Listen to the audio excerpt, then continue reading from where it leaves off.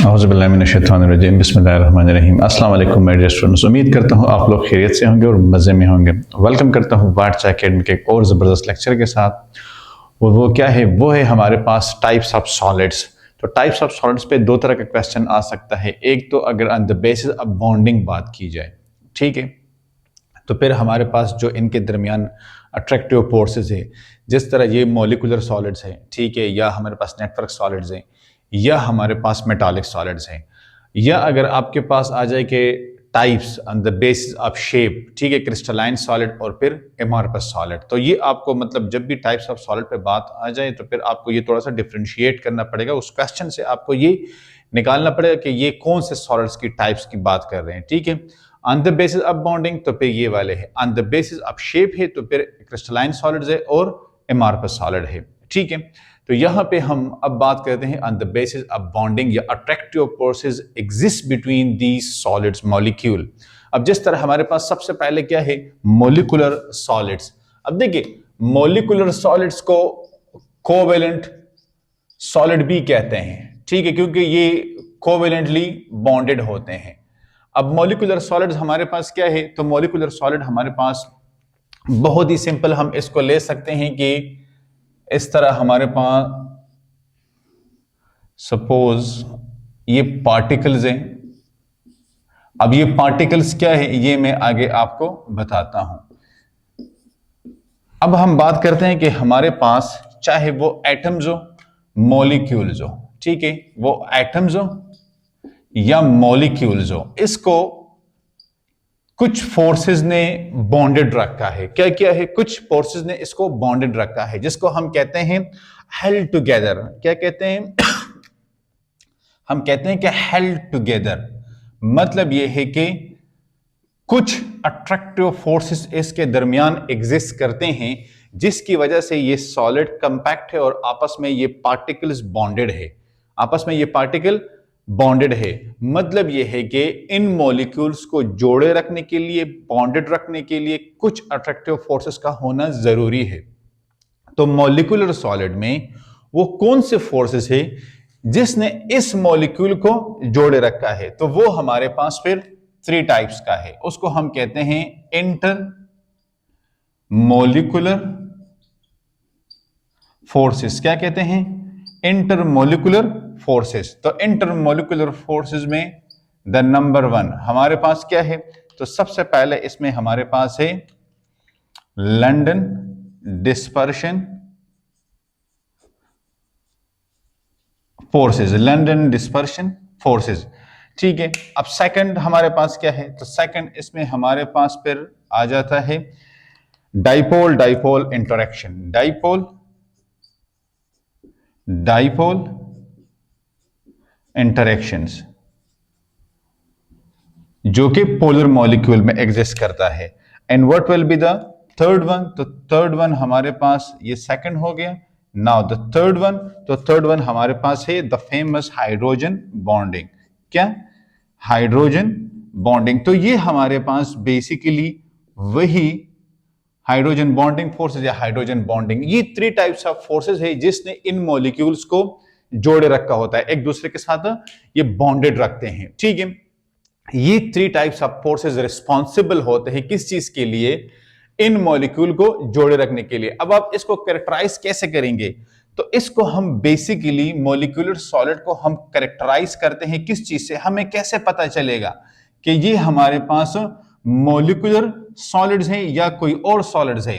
तो इसकी कैरेक्टराइजेशन कुछ प्रॉपर्टीज से हम करते हैं। वो प्रॉपर्टीज हमारे पास क्या है, तो उसमें द फर्स्ट वन हमारे पास है low melting point, low melting point, और सेकंड हमारे पास है लेस वोलेटाइल या लो वोलेटिलिटी, ठीक है। फिर थर्ड नंबर हमारे पास है फ्लेक्सिबिलिटी। क्या है, फ्लेक्सिबिलिटी। और फोर्थ वन हमारे पास है they are poor conductors, they are poor conductors.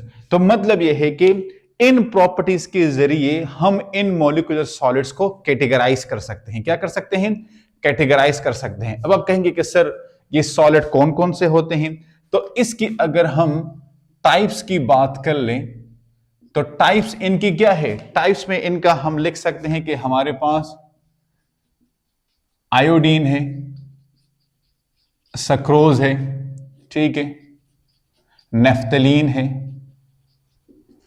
ये इनके हमारे पास आ जाती है टाइप्स। आप इसमें बेंजीन वगैरह भी लिख सकते हैं। अब इसका जो मेन टाइप्स का रीजन है वो क्या है, ये तो मैंने इसके आपको जो है ना वो एग्जाम्पल्स बता दिए, ठीक है। सॉरी, ये आ गए हैं हमारे पास एग्जाम्पल्स। अब टाइप्स पे जब हम आते हैं तो टाइप्स में हमारे पास एक होते हैं पोलर, क्या होते हैं, पोलर मॉलिक्यूलर सॉलिड्स, ठीक है। और सेकंड हमारे पास होते हैं non polar molecular solids. Second हमारे पास है नॉन पोलर मॉलिक्यूलर सॉलिड्स और थर्ड हाइड्रोजन बॉन्डेड सॉलिड्स, ठीक है। ये हमारे पास इसके आ गए हैं क्या, 3 टाइप्स, 1 2 और 3। अब इसका देखिए, ये तो मैंने आपको एग्जांपल दिया और ये इसके टाइप्स है। अब टाइप्स में हम लिख देते हैं किस चीज को, तो इसमें हमारे पास पहले वाले में है formic acid, HCOOH formic acid. दूसरे नॉन पोलर में क्या है हमारे पास, नॉन पोलर में हमारे पास है प्रोपेन C3H8। और थर्ड हाइड्रोजन बॉन्डिंग में हमारे पास है HCl, HF, HBr वगैरह। अब यहां पे जो कहने वाली बात है वो क्या है, यहां पे मैं आपको ये बताना चाह रहा हूं कि लो मेल्टिंग पॉइंट और हाई मेल्टिंग पॉइंट। अब अगर हम इसको देखें तो इसका मेल्टिंग पॉइंट क्या है, इसका मेल्टिंग पॉइंट है हमारे पास, चलो आप बताएं कि फॉर्मिक एसिड का मेल्टिंग पॉइंट क्या हो, क्योंकि ये पोलर है। इसका मेल्टिंग पॉइंट है हमारे पास 8.4 डिग्री सेंटीग्रेड। और इसी के साथ इस प्रोपेन का मेल्टिंग पॉइंट है कितना, इस प्रोपेन का मेल्टिंग पॉइंट है -190 डिग्री सेंटीग्रेड। अब आप देखें यहां पे ये बात बड़े जो है ना वो गौर वाली, और आपने इसको मतलब कि बड़े कॉन्सेंट्रेट के साथ जो है ना वो सुनना है।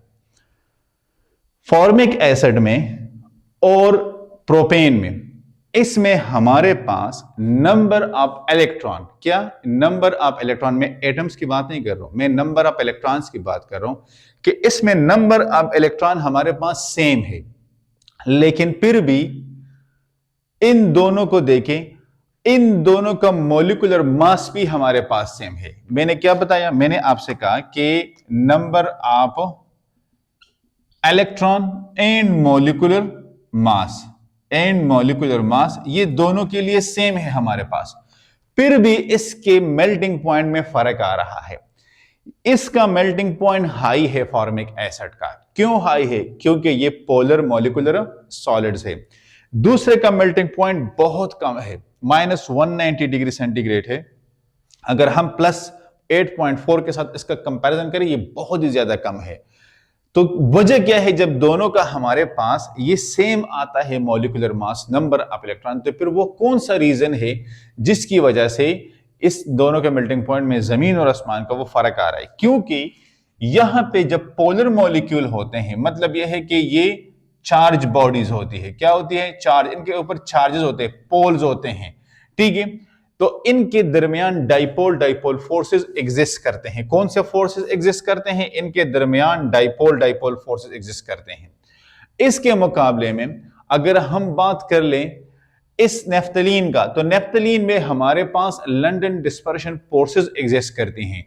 तो लंदन डिस्पर्शन फोर्सेस देखिए, ये वीक है, ये इससे स्ट्रांग है, ये इन सबसे स्ट्रांग है। तो ये सिंगल एरो है, ये डबल एरो है और ये ट्रिपल एरो है। तो ये मैंने मतलब ये है कि क्या, यस, डिसेंडिंग ऑर्डर में इसकी स्ट्रेंथ के बेस पे ये 3 टाइप्स आपको लिखवाई हैं। तो इसका मतलब ये है कि हमारे पास अगर इंटरमोलिकुलर फोर्सेस, क्योंकि यहां पे ये इंटरमोलिकुलर है, अगर हम मॉलिक्यूल की बात करते तो फिर हम इंट्रामोलिकुलर फोर्सेस की बात करते हैं, केमिकल बॉन्डिंग के, आयनिक है, कोवेलेंट है या कोऑर्डिनेट है।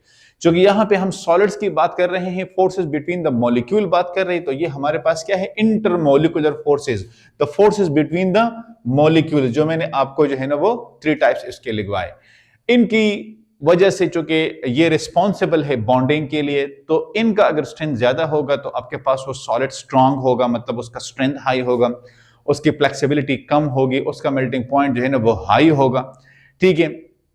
और अगर हमारे पास सॉलिड वीक है, ठीक है, मतलब उसमें जो इंटरमोलिकुलर फोर्स है वो वीक है, जिस तरह के जो है ना जो नॉन पोलर मॉलिक्यूल होते हैं जिसमें लंडन डिस्पर्शन फोर्सेस एग्जिस्ट करते हैं, जो कि डाइपोल डाइपोल और हाइड्रोजन बॉन्डिंग से वीक है, लिहाजा फिर वहां पे हमें जो है ना वो as compare to the rest of the solid वो क्या होंगे, वो कम होंगे, ठीक है। अब इसकी जो है ना प्रॉपर्टीज पे थोड़ी सी बात कर लेते हैं। तो इसकी प्रॉपर्टीज क्या है हमारे पास, प्रॉपर्टीज ऑफ मॉलिक्यूलर सॉलिड्स। तो प्रॉपर्टीज ऑफ मॉलिक्यूलर सॉलिड में हमारे पास द नंबर 1 क्या है, इसमें सबसे पहले हमारे पास है लो डेंसिटी। क्या है, लो डेंसिटी। मतलब यह है कि तो सॉलिड की तो वैसे भी डेंसिटी लो होती है, लो डेंसिटी है, ठीक है।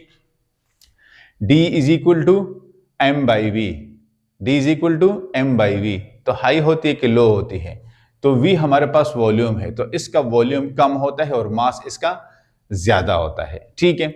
नेक्स्ट हमारे पास है सेकंड पे, सेकंड प्रॉपर्टी इसके क्या होगी, हम बोले लेस वोलेटाइल। क्या है, लेस वोलेटाइल।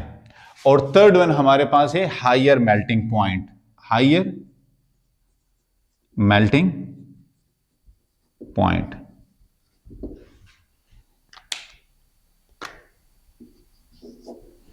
तो ये हमारे पास आ जाते हैं बेसिकली मॉलिक्यूलर सॉलिड्स, ठीक है, कि किस तरह ये सॉलिड किस चीज से बने हैं, तो मॉलिक्यूल से बने हैं। मॉलिक्यूल के आपस में जो बॉन्डिंग होती है वो इंटरमॉलिक्यूलर फोर्सेस की वजह से होती है। उसमें क्या है, लंडन डिस्पर्शन है, डाइपोल डाइपोल है और हाइड्रोजन बॉन्डिंग है।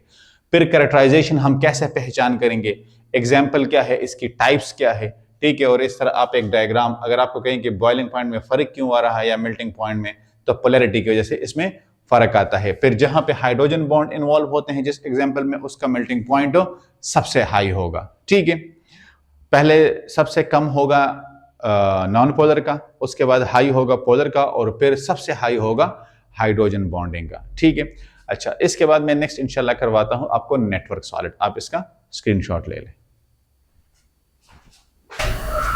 अच्छा गाइज, अब सेकंड टाइप हमारे पास जो सॉलिड्स हैं, ठीक है, तो उसमें हमारे पास है नेटवर्क। तो आप नाम से ही इसको देख ले कि नेटवर्क सॉलिड्स है। मैं आपको इसका जो है ना वो एक डायग्राम दिखा देता हूं कि फॉर एग्जांपल यहां पे ये हमारे पास एक कार्बन है, ठीक है, एक कार्बन ये है, एक कार्बन ये है, एक कार्बन ये है, एक कार्बन ये है,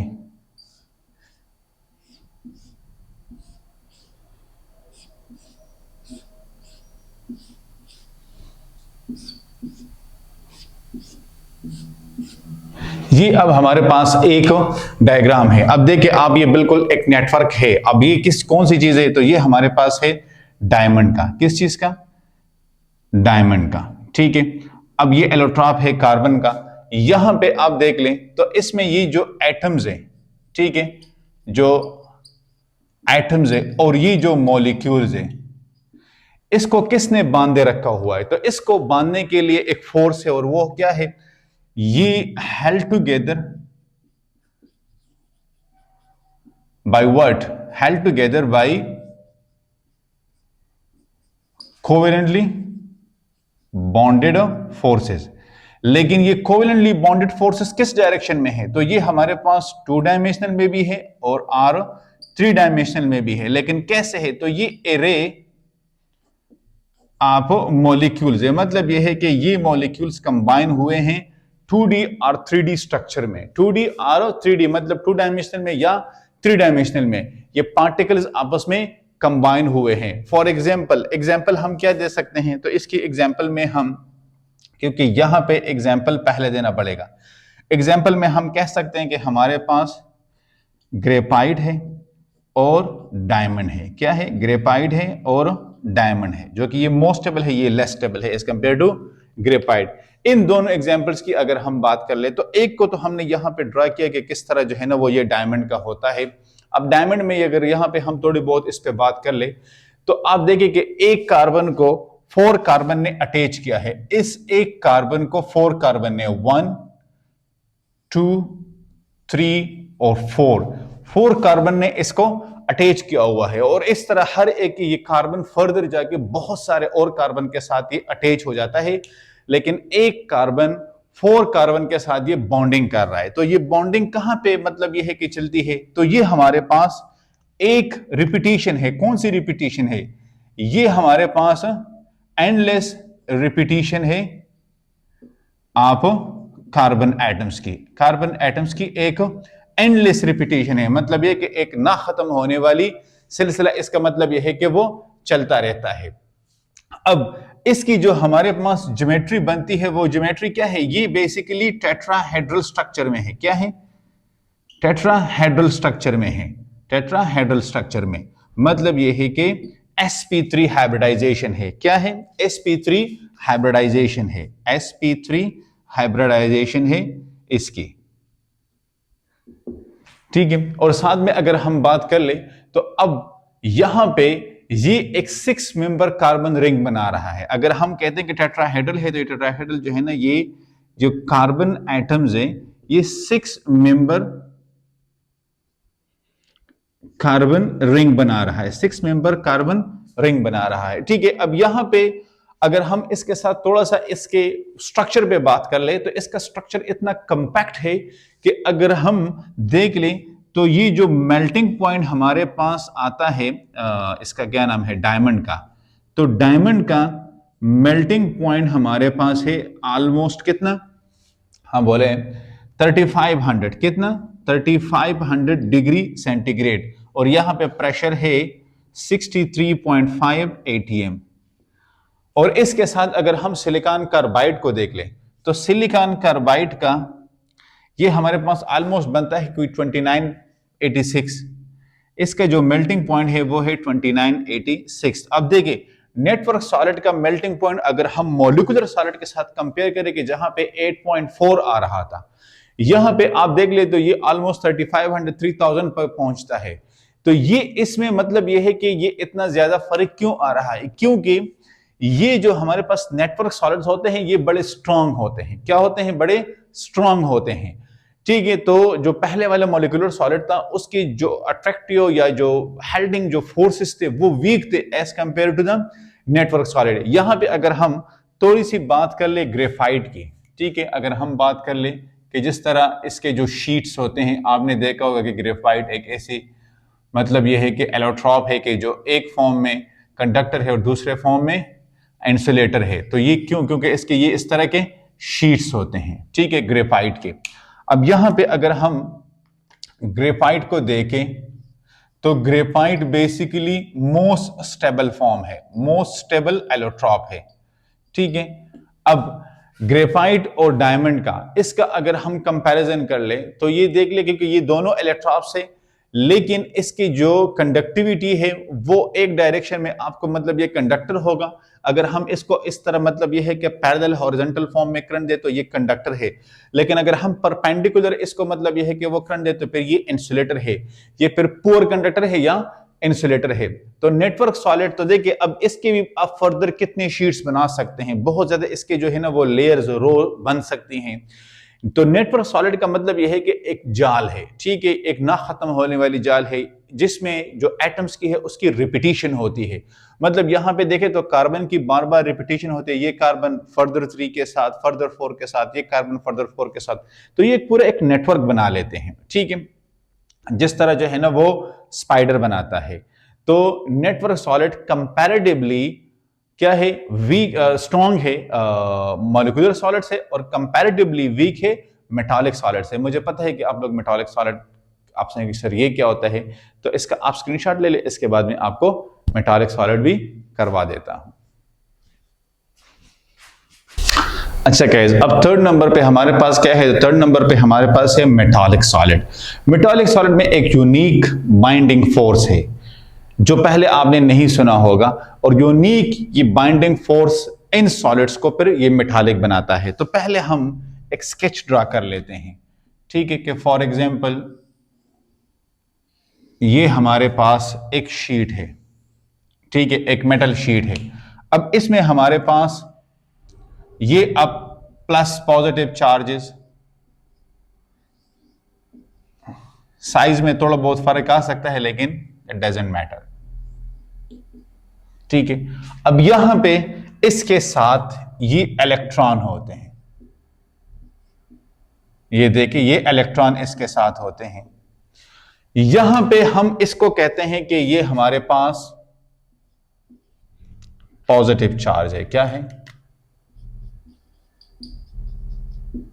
पॉजिटिव चार्ज है। ये हमारे पास बेसिकली इलेक्ट्रॉन है, इसको हम वैलेंस इलेक्ट्रॉन भी कहते हैं और इसको हम फ्री इलेक्ट्रॉन भी कहते हैं। ठीक है, अब देखिए ये बेसिकली जो मेटालिक सॉलिड्स होते हैं ये क्रिस्टल्स होते हैं। किस चीज के? ये क्रिस्टल्स होते हैं एल्यूमिनियम के, ये क्रिस्टल्स होते हैं आयरन के, ये क्रिस्टल्स होते हैं सीजियम के, इनके और इस तरह और भी बहुत सारे मेटल्स हैं, इनके ये बेसिकली क्रिस्टल्स होते हैं जहां पे ये एक यूनिफॉर्म डिस्ट्रीब्यूशन होती है। ये क्या होती है? एक यूनिफॉर्म डिस्ट्रीब्यूशन होती है। किस चीज की? ये यूनिफॉर्म डिस्ट्रीब्यूशन है हमारे पास न्यूक्लियाई की। ये न्यूक्लियाई की यूनिफॉर्म डिस्ट्रीब्यूशन होती है, लेकिन ये सी आप डीलोकलाइज इलेक्ट्रॉन इसकी। ठीक है, अब यहां पे होता क्या है बेसिकली? तो यहां पे ये जो यूनिक फोर्स है जिसको हम मेटालिक बॉन्डिंग कहते हैं, ये बनती कैसे हैं? ये न्यूक्लियाई जब इन एटम्स की आयोनाइजेशन होती है तो यहां पे ये फ्री इलेक्ट्रॉन जिसको हम वैलेंस इलेक्ट्रॉन भी कहते हैं, ये डीलोकलाइज, ये मूव कर रहे होते हैं। जब ये पॉजिटिव चार्जेस इनके दरमियान बॉन्डिंग कर, मतलब यह है कि इनके दरमियान जो अट्रैक्शन होती है कि जो डाइपोल्स बनते हैं, एक तरफ नेगेटिव दूसरी तरफ पॉजिटिव, इनके दरमियान जो बॉन्डिंग एग्जिस्ट करती है तो उस बॉन्डिंग को हम क्या कहते हैं? उसको हम कहते हैं मेटालिक बॉन्डिंग। क्या कहते हैं? Metallic bonding. और ये मेटालिक बॉन्डिंग हमारे पास जन्म देती है किस चीज को? मेटालिक सॉलिड्स को, मेटालिक सॉलिड्स को। तो यहां पे हम ये बात करते हैं कि हमारे पास जो हेल्डिंग फोर्स है, जो बाइंडिंग फोर्स है, वो क्या है? वो बाइंडिंग फोर्स हमारे पास है यस, मेटालिक बॉन्डिंग उसके लिए रिस्पॉन्सिबल होता है। अब इसकी यहां पे देखिए कि ये मेटालिक बॉन्डिंग इन एटम्स और मॉलिक्यूल्स को जोड़े रखता है और इसी वजह से हम इसको मेटालिक सॉलिड्स कहते हैं। अब मेटालिक सॉलिड्स की अपनी कुछ प्रॉपर्टीज हैं। वो प्रॉपर्टीज क्या है कि जिसकी वजह से हम इसको पहचानते हैं? तो द नंबर 1 ये है कि ये हमारे पास क्या होते हैं? ये high thermal and electrical conductors होते हैं। High thermal and